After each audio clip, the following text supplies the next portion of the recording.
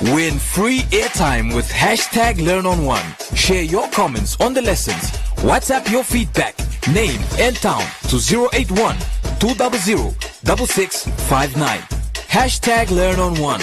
Invite learning in.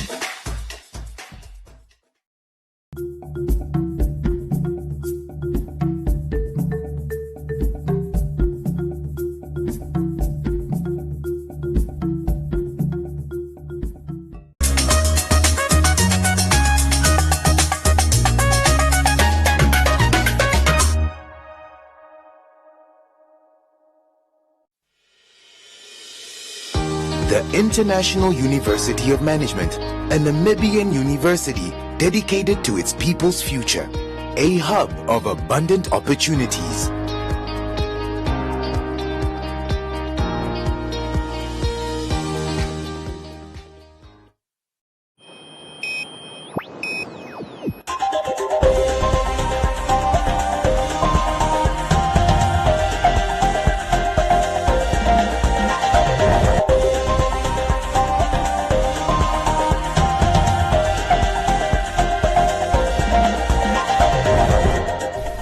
Good evening and welcome to Today on One. I'm Isai Sipunga.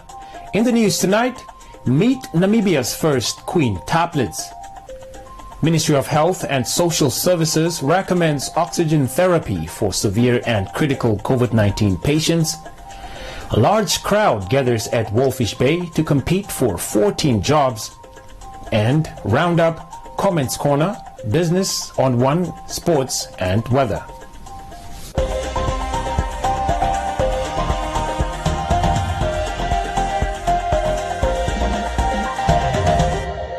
Now for the news in detail. This morning, a 38-year-old woman gave birth to Namibia's first quintuplets at the Windhoek Central Hospital. This came as a surprise to the mother who already has two older children, aged 14 and 7. Although overwhelmed by the birth, Hilia Kalume says she's grateful for the blessing. Samantha Poppy has more. I'm Hilia Kalume. Currently I'm here at Central Hospital. We're giving birth for 5 babies. Actually I'm having 2 already. The boys and a girl. The girl is 14 years old and the young one is 7 years old. It's a surprise. It's a surprise to our family. Everybody says, only congratulations. I was just planning to have with 3 kids in my life, or maybe 4. Then obviously when the pregnant comes, first I was said it was 4. He told you, the doctors told you it was 4? At the beginning. They were 4 until on the 26th April, they discovered that they are 5. One apparently was hiding. It was very difficult at the first time. If they told you like that, you have to ask yourself a lot of questions. Why it's like this? Are they really speaking the truth, or maybe just a sonar? It was not easy at all. Yes. Pediatricians at the Windhoek Central Hospital's neonatal unit say the babies are healthy and well, although delivered prematurely, and will be kept in the neonatal unit for about 3 months. This is actually very exciting for us also, seeing that this is the first kind of event happening in our unit. So it's quite excitement. They are actually born by cesarean section, so they were born between 9 and 10. Yes. 9 and 10. So they were time-wise. Yes. 2 girls and 3 boys. Seeing that this is the first of its kind, this mother is already, it's a young mother. Yeah. This mother is already having 2 children at home, and then you add 5 more, which will be 7 kids at home. So if there is anyone out there who would like to support this mother, we really appreciate it. Well, babies, we can tell you about the babies. Yes. Our 5, like she said, like Dr. Shalongo said, we've got 3 beautiful boys and 2 girls. They're doing very well. They got the emergency treatment they needed, and they are currently stable. So this is such a momentous occasion. It shows that we've come from far. in terms of medical assistance. The fact that we're able to catch such small babies, they're doing so well, you know. So as a medical fraternity, we have made very big leaps. For our prem unit, like I said, this is amazing, and we are so happy they're doing so well. You know that infertility is quite high in our population. These are natural babies, so there's absolutely, mom didn't take any fertility medication. It just happened, and she was picked up when she was pregnant.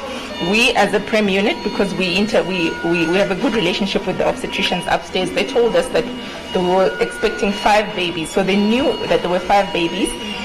They did their best to keep the babies in, but nature has taken its course. But basically we were prepared to receive them. Yes.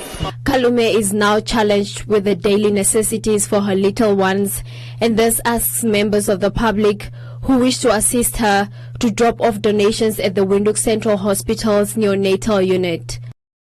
Not all admitted COVID-19 patients require ventilators. There are other options, says health experts. While most people with COVID-19 develop only mild or uncomplicated illnesses, an estimated 14% develop serious diseases that require hospitalization and oxygen support, while 5% require admission to an intensive care unit. 20% of all confirmed COVID-19 cases are said to be severe and critical and therefore require oxygen therapy. This is according to data obtained by the Health Ministry. The ministry further states that COVID-19 treatment healthcare facilities should be equipped with pulse oximeters, functioning oxygen systems, including single-use oxygen delivery interfaces. Oxygen therapy is crucial in the management and treatment of COVID and patients. And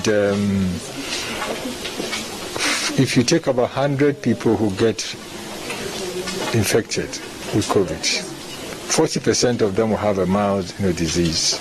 Another 40 will have a moderate disease.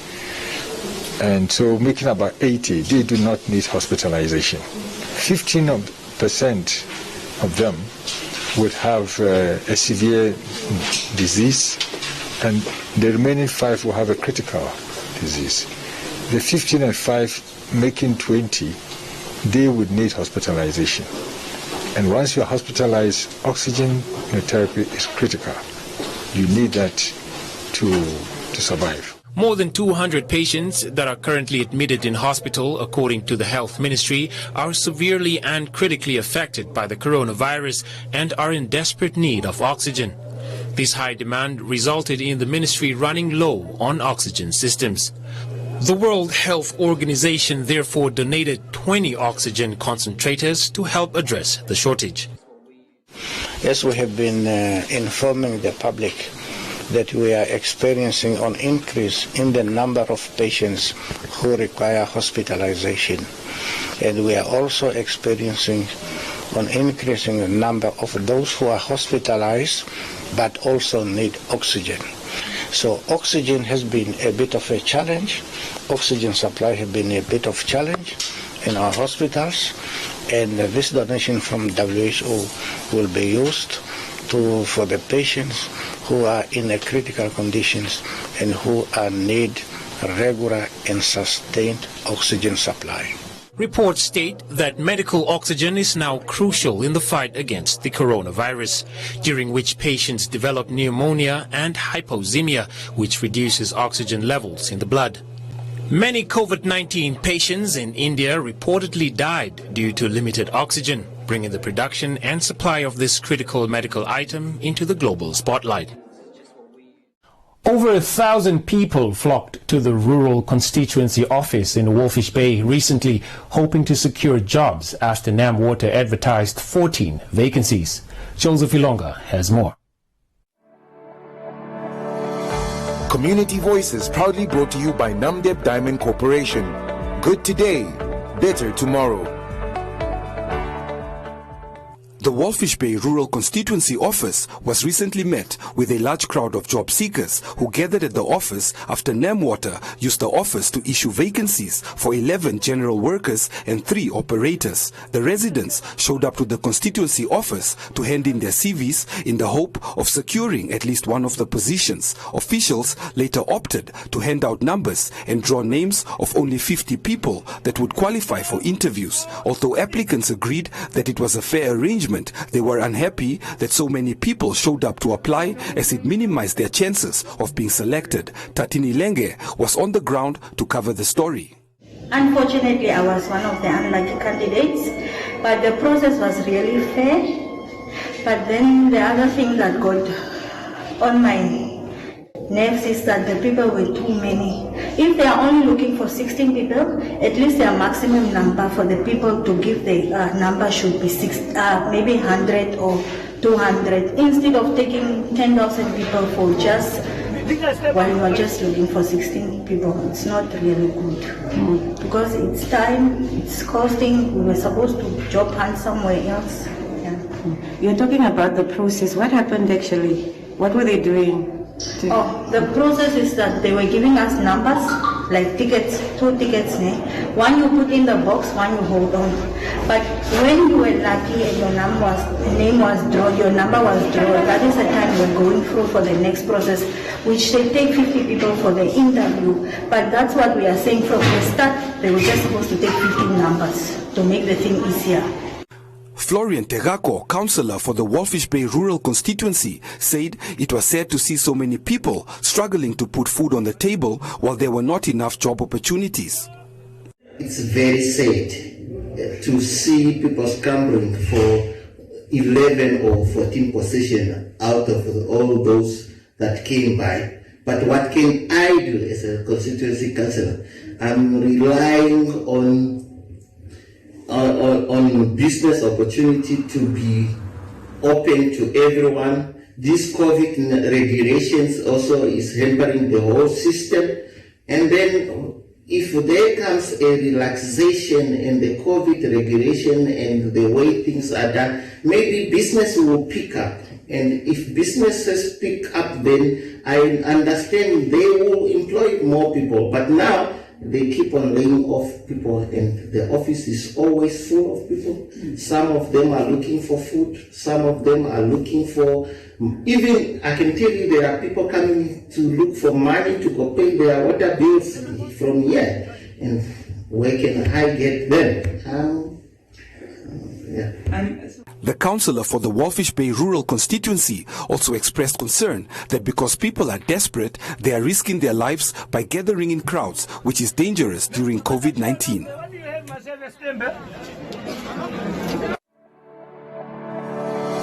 Community Voices proudly brought to you by Namdeb Diamond Corporation. Good today, better tomorrow.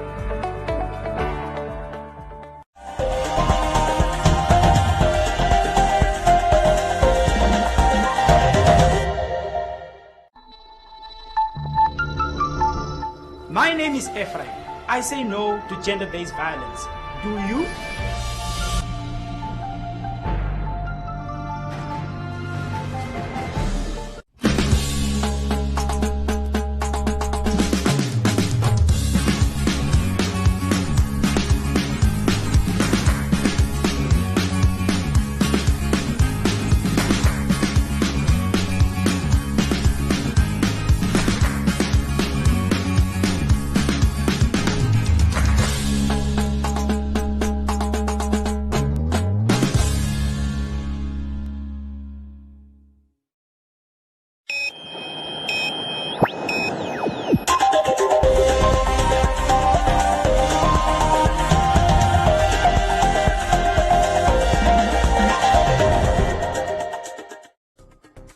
In other leading stories, the Directorate of Veterinary Services under the Ministry of Agriculture, Water and Land Reform has announced the immediate suspension of import and in-transit movement of live poultry and their raw products from South Africa due to the highly pathogenic avian influenza outbreak.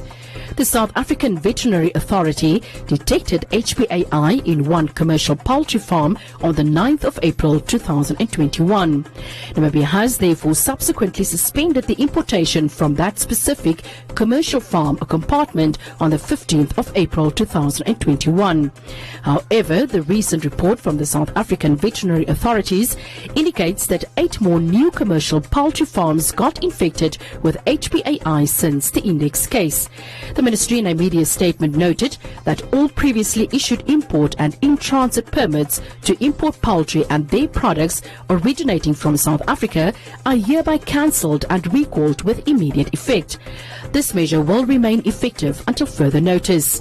Namibia, however, continues to allow the importation of poultry and their products that are transiting through South Africa, originating from other countries that are free from HPAI. And under its charity wing and part of their social responsibility, Miss Rundu Namibia Pageant, a non-profit organization, together with the Miss Rundu 2021 finalists, donated second-hand clothes which they collected from people around the country to the less privileged around the community of Makandu village, about 72 kilometers east of Rundu in the Ndonga-Linena constituency. Welcomed by the sounds of African drums and cultural performances by the Makandu Primary School, the initiative was well received by the headman of the village, Cleophas Shinkanda, who expressed his excitement and urged the team to continue with such initiatives. The headman went on to thank the team for choosing his village as one of the beneficiaries of the donations, as such initiatives hardly reaches his people. The founder and director of Miss Rundu Namibia Pageant, Bal Rosberg, expressed her gratitude on behalf of the organization and stated that giving back to the less privileged in the community tops the agenda and is one of the pillars Miss Rundu Namibia was built on. She also pointed out the importance of extending a helping hand to the people that are in need, as every human being needs love and care from society. The Ndonga-Linena constituency councillor urged the organisers to continue touching the lives of people that are in need through the initiative. The councillor urged the recipients to not see it as a business opportunity and set up markets and sell the clothes they had received. The pageant takes place annually and funds raised are ploughed back into the community through its charity outreach programs.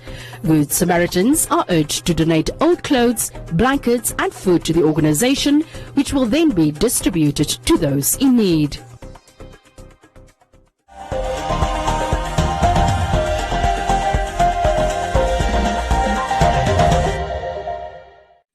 Enjoy these fantastic mid-month savings only at Clicks until 19 May. Buy Clicks 2-ply toilet paper 18 rolls, $89.99 per pack. Buy Pampers Active Baby Pants Value Pack 2 for $176 per pack and 1 for $186.99. Or buy Nivea Deodorant 150 ml 2 for $52. And buy Lifebuoy Soap 175 grams 3 for $33. Clicks. Feel good. Pay less.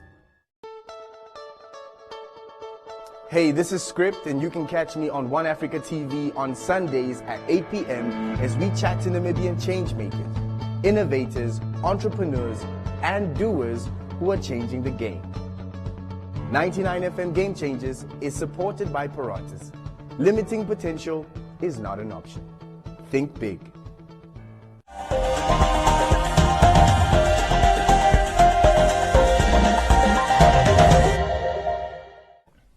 Joseph Shifeni is standing by for today's business on One and economic indicators.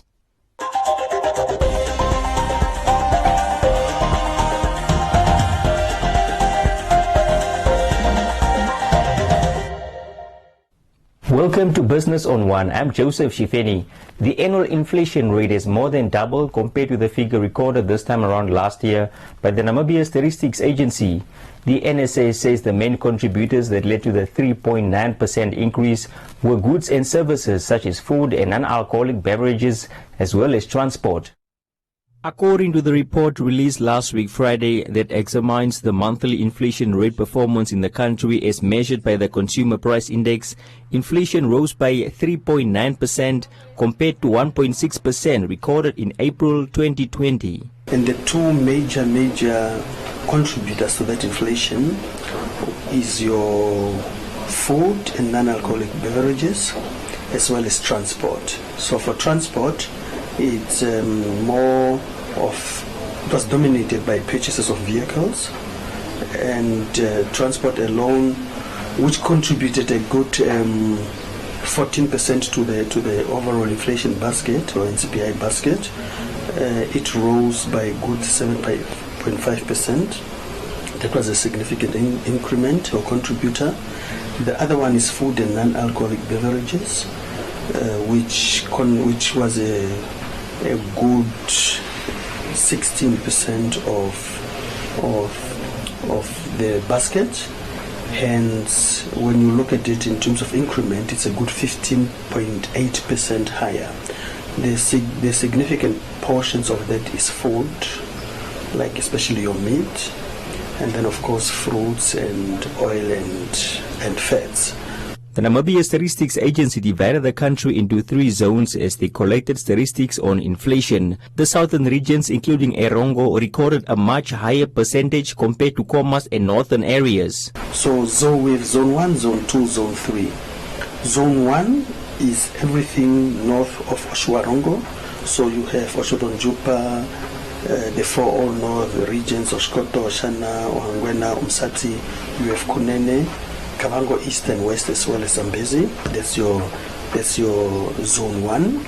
Then you have Zone 2, where you have Windhoek. So Zone 2 is representative of Windhoek.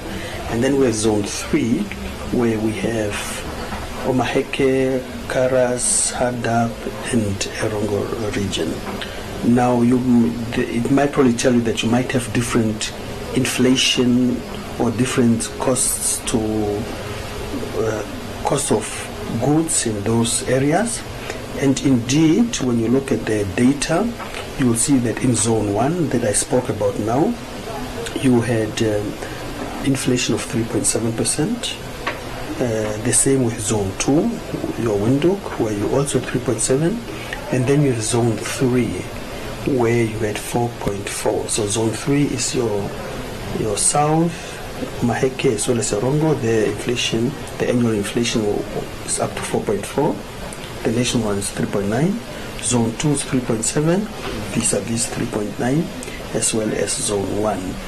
The Consumer Price Index is published every 15 days after the end of the reference month to which it relates. Zakaria commended stakeholders for their cooperation in assisting with the compiling of the bulletin.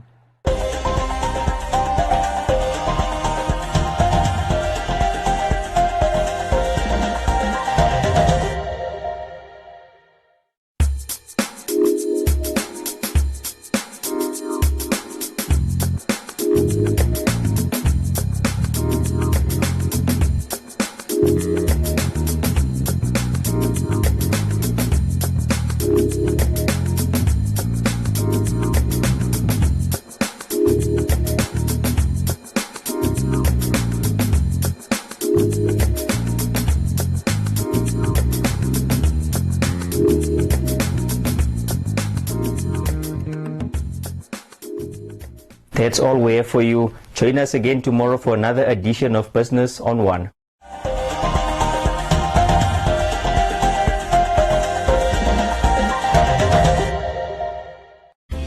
Winter is here. Let's warm you up by giving you a chance to win one of 12 gas heaters and accessories, or a grand prize of 50,000 Namibian dollars.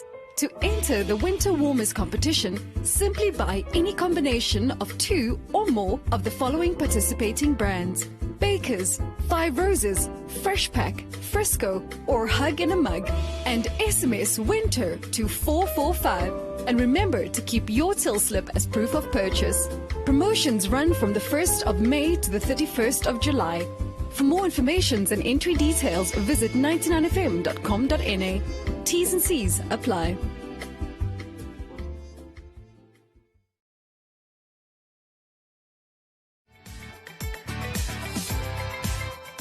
Are you a CMS member?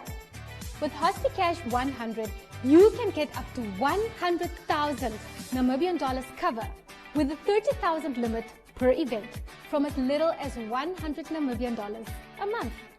We understand that being in hospital can be stressful.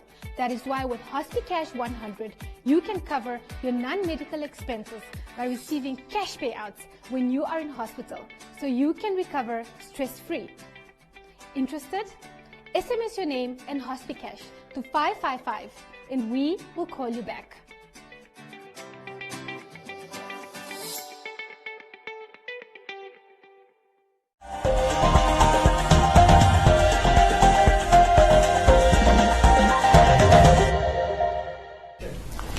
Now a look at Comments Corner, your daily dose of comments from the hottest social media pages. Newly appointed Minister of Home Affairs, Immigration, Safety and Security, Albert Kawana, during a familiarization tour of the Namibian Police Headquarters, stressed the importance for the police force to be well equipped and trained to safeguard the security of the citizens. PK says the minister talks too much with no action. Shivolo says all has been done by his predecessors, but there's been no change.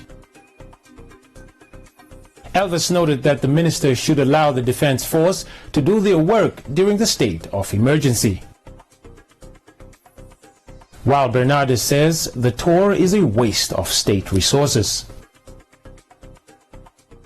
And that's all from Comments Corner. Be sure to post your comments on our social media pages for broadcast every day only on Today on One.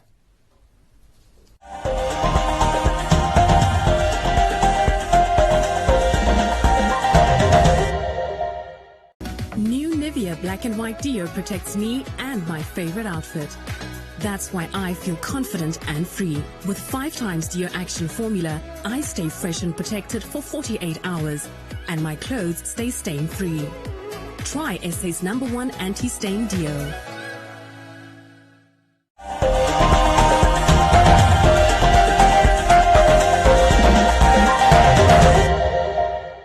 Charo Musiandaka is standing by for today's sports update.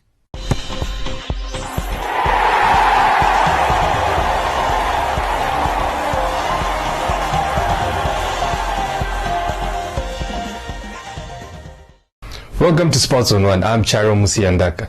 Namibian international defender Ryan Yembe, who plays his trade in England's second-tier league for Blackburn Rovers, is currently conducting football clinics in Namibia.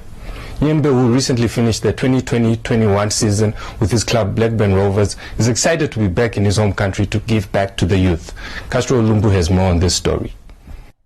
Nyembe believes with the early target of football development in the country, more kids will get a chance to compete abroad on a bigger stage in football.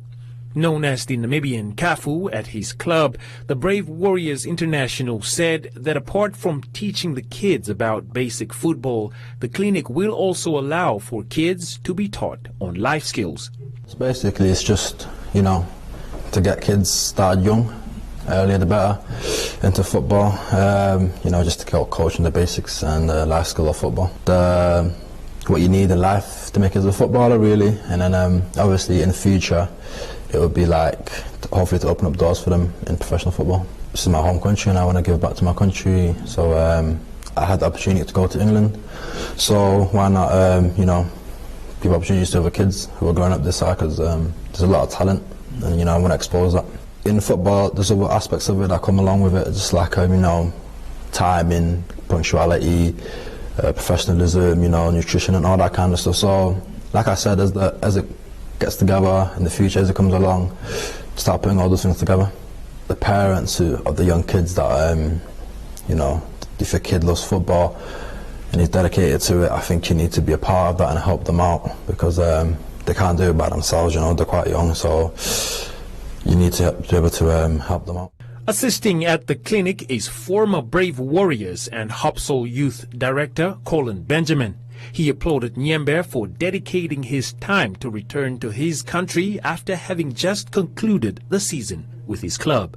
Firstly, to start off, is basically this young man, Simasiku Nyambe, that's his second name, trying to basically give these boys also a platform where they can enhance their skills, and hopefully one day the ones that's good enough can probably follow in his footsteps.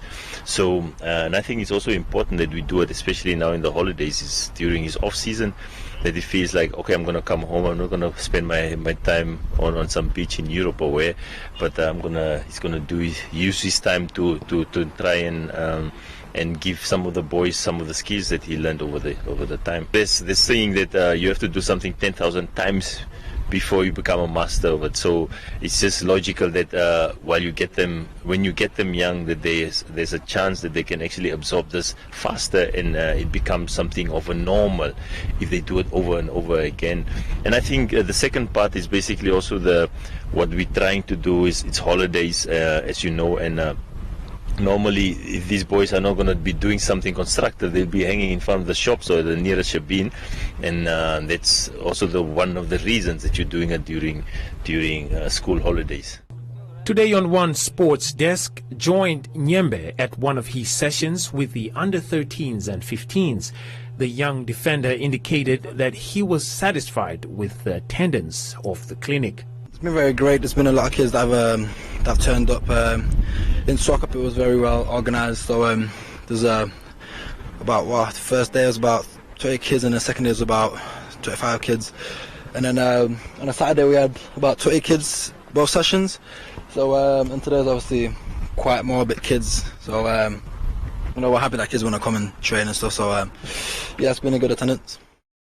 So far, Nyembe has 7 appearances to his international career following his debut for the country under Ricardo Manetti in a friendly against Ghana, and continued at the 2019 Africa Cup of Nations tournament in Egypt. That's all we have for you today. Join us again tomorrow for Sports on One, and don't forget to follow us on our social media pages. Back to you, Isai. Thank you, Chairo, for the update. Now, a look at the weather forecast.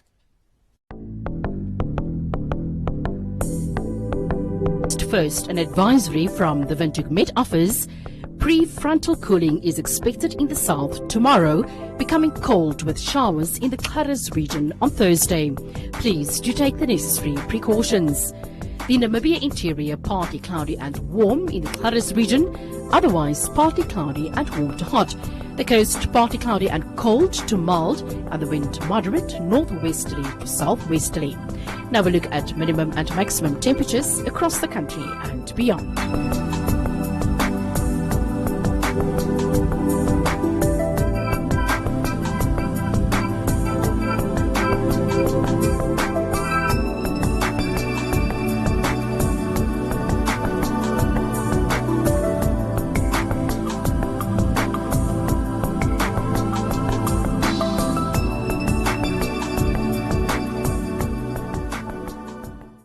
That is all from us this evening. Tune in again tomorrow at 7 p.m. And don't forget to follow us on our social media pages. From me, Isai Sipunga, and the rest of the team, it's good night.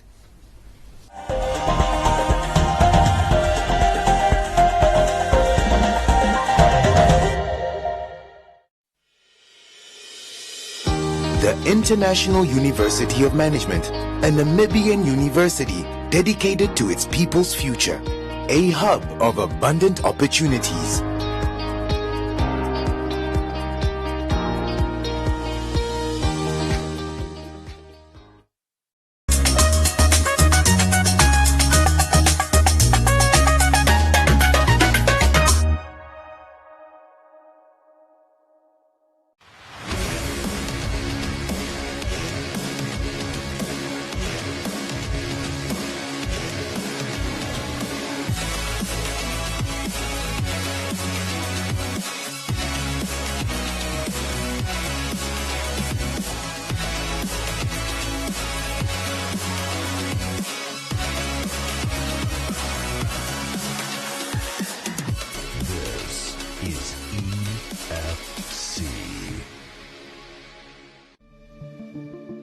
COVID-19 affects people very differently. Many people show no symptoms at all, but some are hospitalized for weeks. So what does the disease do to your body? The coronavirus enters through the mouth, nose or eyes. It then usually attaches itself to cells lining the nose, throat, airways or lungs. It can turn these cells into factories that multiply and spread the virus. For the majority, a fever, cough and breathlessness are as bad as it gets.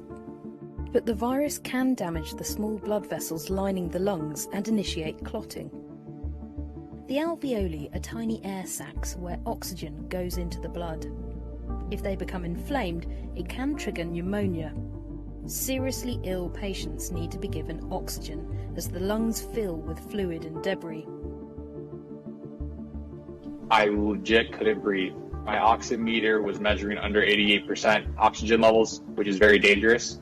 And the only time I ever thought my life was in danger was at that point. COVID-19 doesn't just affect the lungs. It can also disrupt the immune system, which is used by the body to fight illnesses. Cytokines are part of the immune system that find and signal infections. For some people with severe COVID-19, this system can go into overdrive. If too many cytokines build up, it can cause an overreaction that damages healthy cells. This is called a cytokine storm for the most severe cases. COVID-19 can lead to seizures or even a coma. It can also cause brain problems that lead to strokes.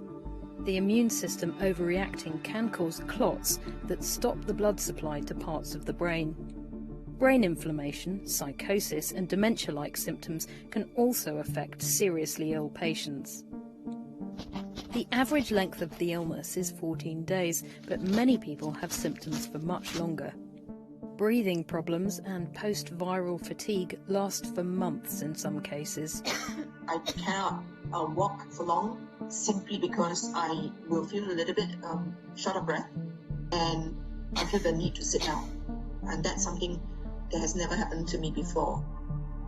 Some of the people who are most likely to develop severe symptoms are older adults and those with underlying health conditions.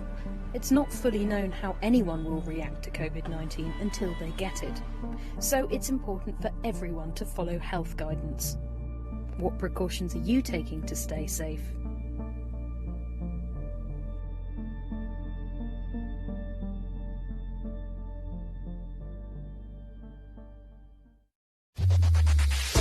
Win free airtime with #LearnOn1. Share your comments on the lessons. SMS your feedback, name and town to 555. #LearnOn1. Invite learning in.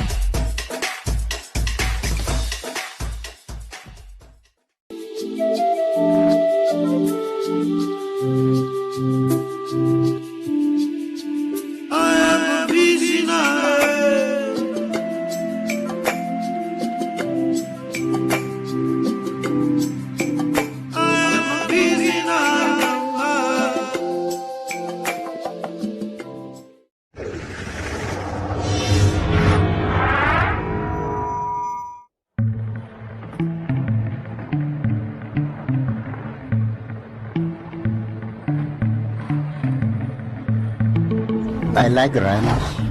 I like them very much. Future here in this area is depending on the tourism. The future generation, they can see and they can benefit from their own resources. Animals like rhinos, elephants, the big five, you benefit from them and it must be respected.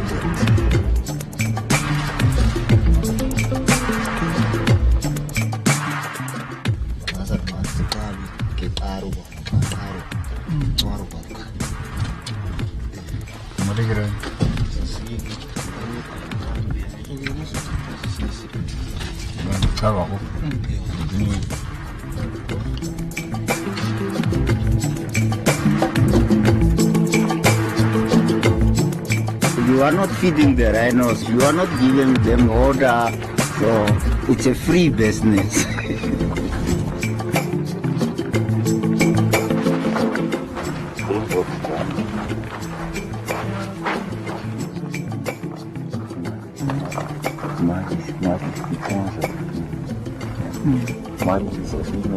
Oh, out it off, cut it off. I think two of my sons, which was little bit 5 years old. They were young guys.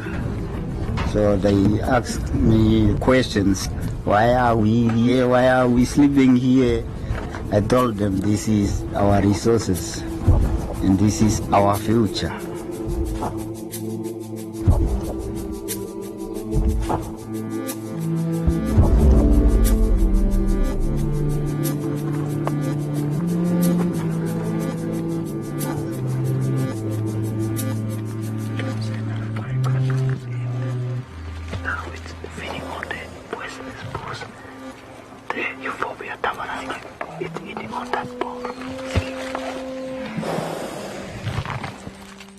My first memory of going with my dad is that I learned new things. As I grow up as a man, I see an opportunity in it. So I decided to look for a job pertaining tourism. So that's when I was employed at Palamba. So I decided to go for tour guide studies. Because I grew up with the tourism industry, the wildlife, the rhinos and everything, to bring that experience to the tourists. You can see the hyena. The biggest changes, I was employed, getting paid, and also I can now support my family.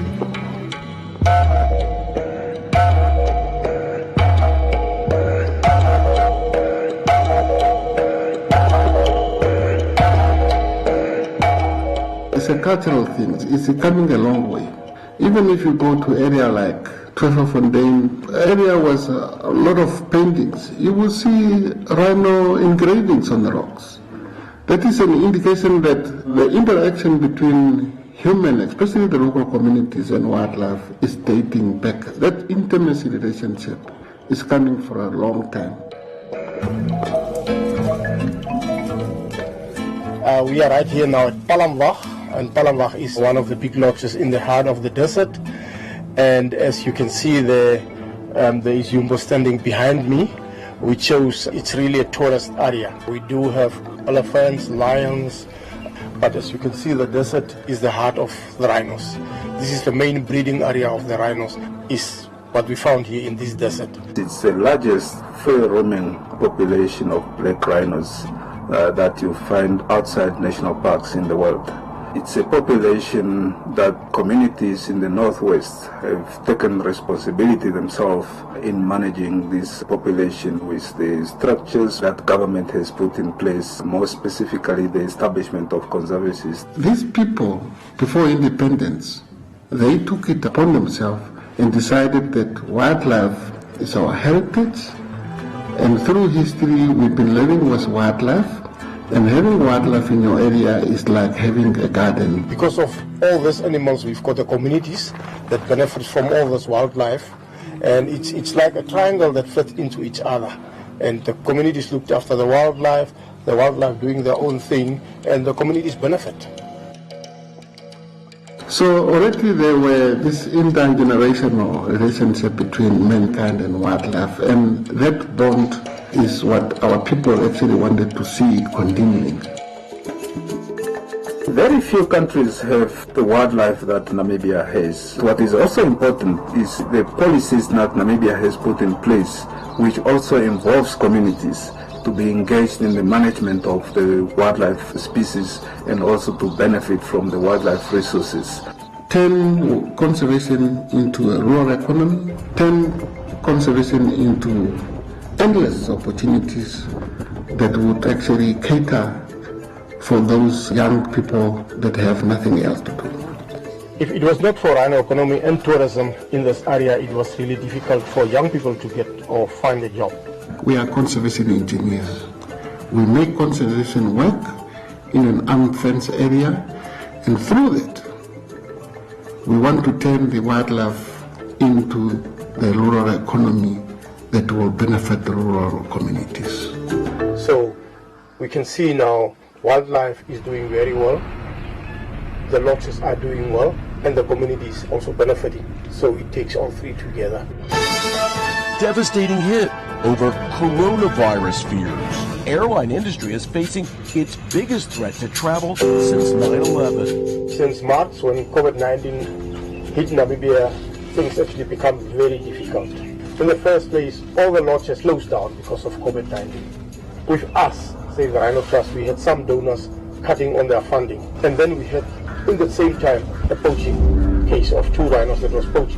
We had less boots on the ground, and poachers could actually see. Now it's our chance to go in and do something. So COVID-19 was tough on all of us. Ginger Morning, who is one of our trustees, actually came up with the idea of, why don't we ask GOtv to buy some gold for us and make gold bars, and then we sell them for the rhino conservation. I was fortunate enough to have a chance to have lunch with Clive Johnson, the CEO of B2 Gold in Vancouver, Canada. And I looked at Clive and I said, you know, we've got rhinos, you've got gold, let's do something. Let's create a coin or a medallion or a bar, using your resource to create a sustainable source of funding for rhino conservation for the future. There was it.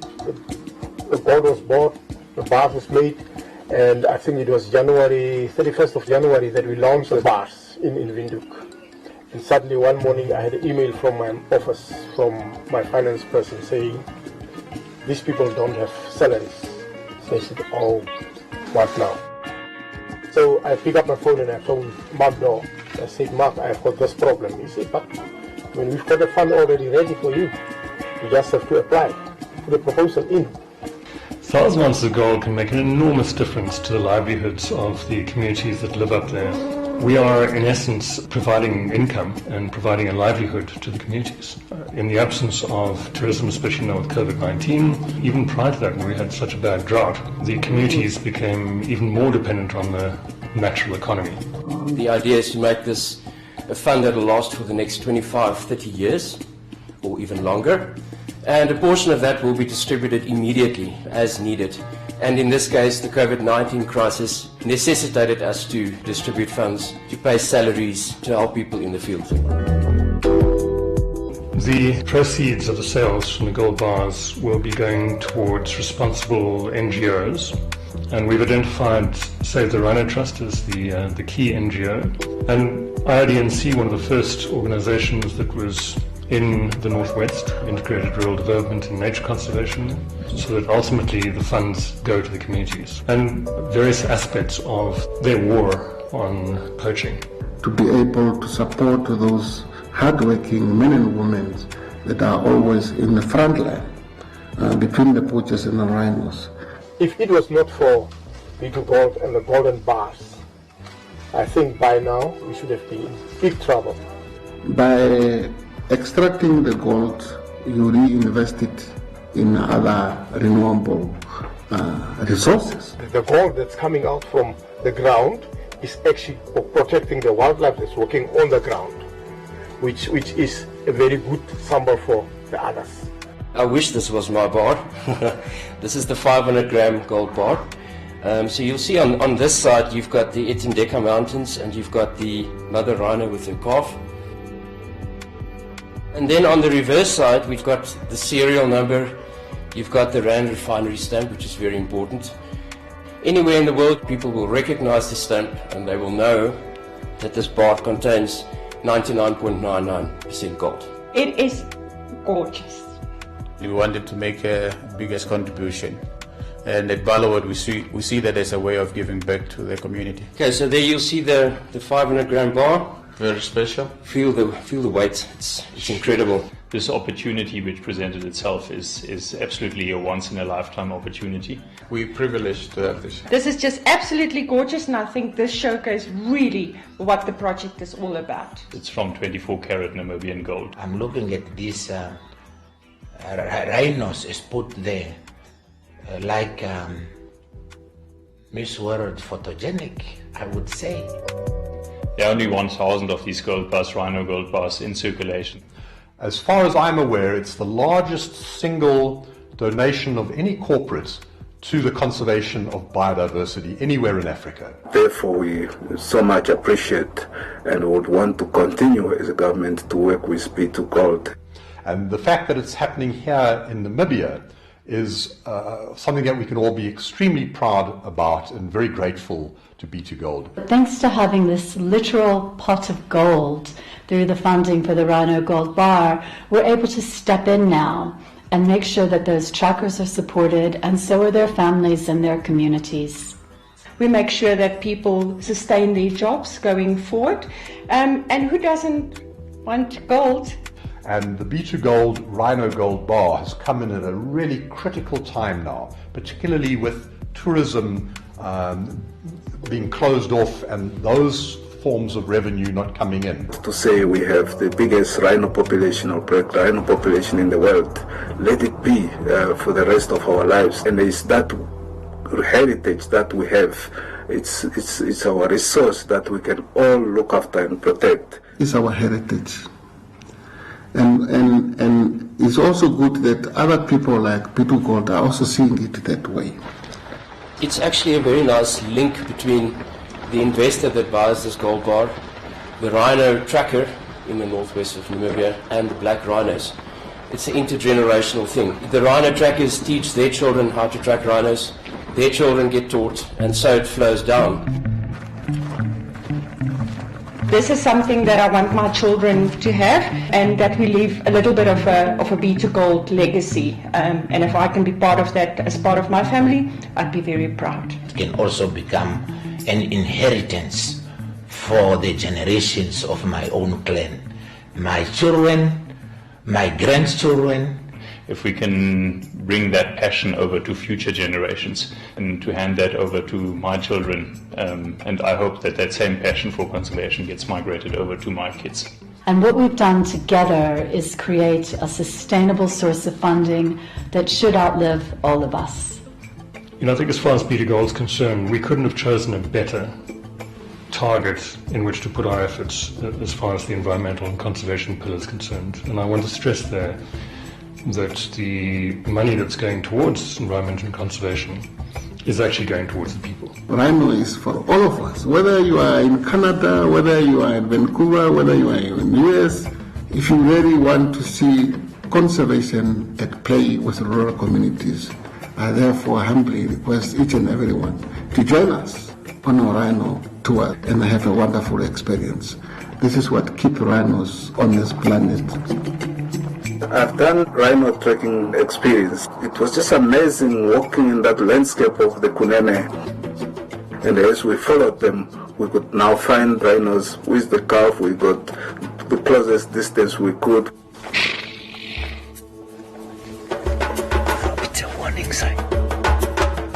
And it was just amazing and lovely, something to experience that Namibia can offer.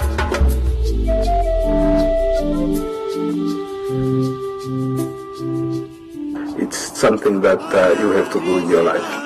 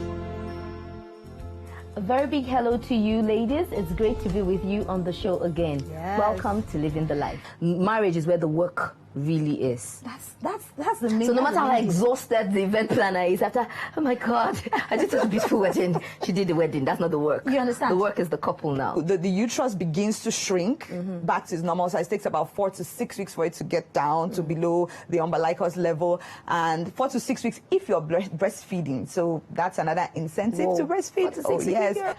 You're wondering, love, what does it really mean? Someone is telling you, I love you, but if you love me, show me that you love me? Investing in marriage takes a real hard work. It's not something that you just wake up and feel like, no, because I married my best friend. It's not automatic that the marriage is going to work.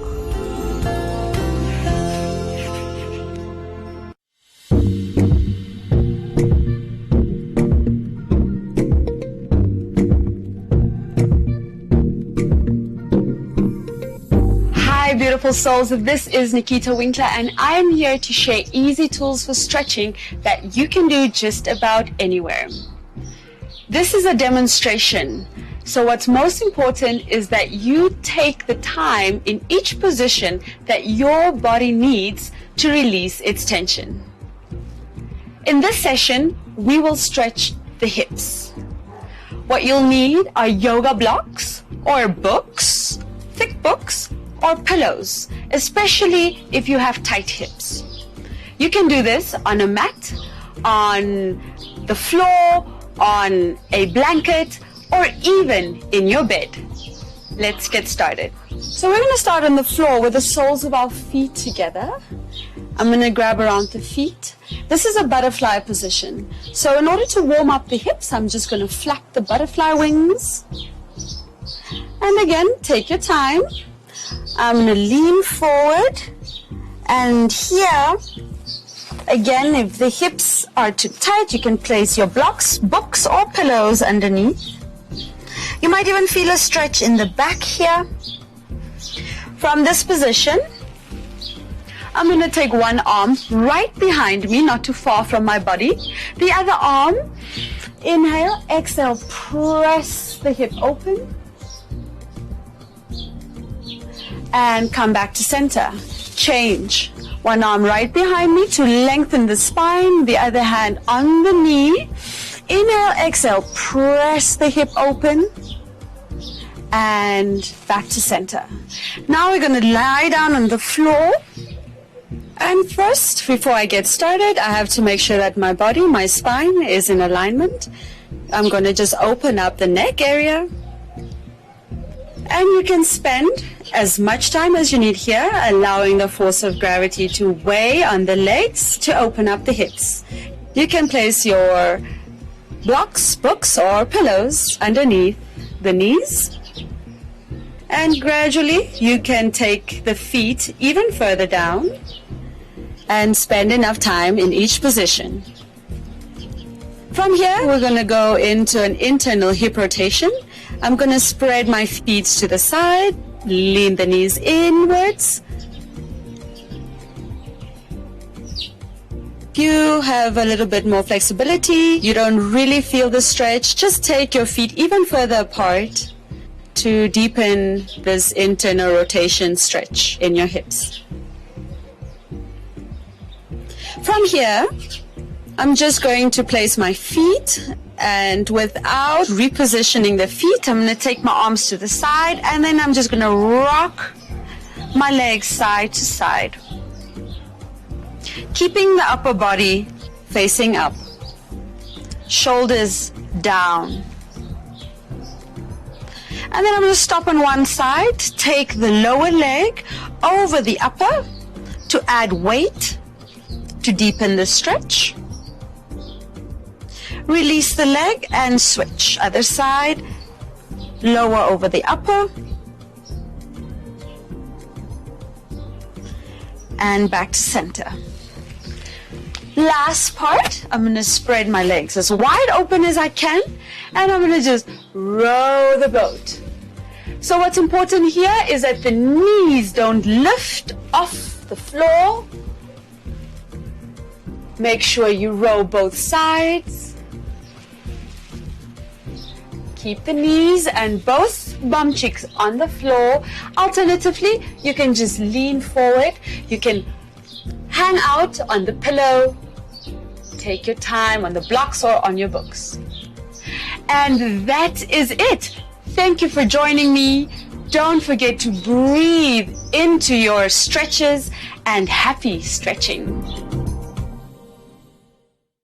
In a time of uncertainty, false news, and fear, learn on. While the world scrambles to make new sense, while the experts turn around in circles, trying to find their way back to tomorrow. Learn on. When classrooms become empty cathedrals and the trees start to bear answers, learn on. Learn on until every parent is a teacher and every teacher is a mentor. Learn on until you cross the boundaries of your mind, until you grow eyes and sprout wings. My friend, learn on. On sidewalks, on the floor, at the neighbors, in the market, in hallways, in churches, under trees, at kitchen tables, in riverbeds. Learning doesn't only happen between four walls. Learning happens in the small space of your enormous, beautiful mind. Start where you are. Use what you have. Learn on one. Invite learning in.